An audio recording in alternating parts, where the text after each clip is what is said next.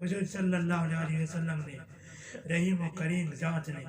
جواب دیتا کہ میں اللہ تعالیٰ کو اس لیے امید رکھنا کہ غریب مسلمان نہیں ہونے تو انہیں اولاد نہیں چھو یہ جو لوگ پیدا ہو سن جڑے اللہ کی عبادت کرے سن اور اس کی عبادت کرے سن،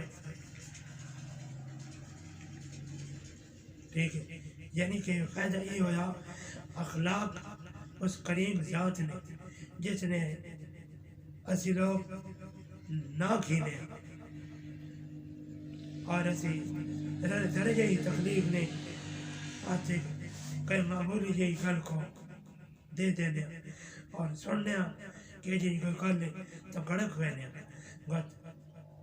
ساری عمر اس نے گجلا نہیں لانا ظلم ستم تھے اور اس نے ظلم ستم تھے کرنے لانے وقتے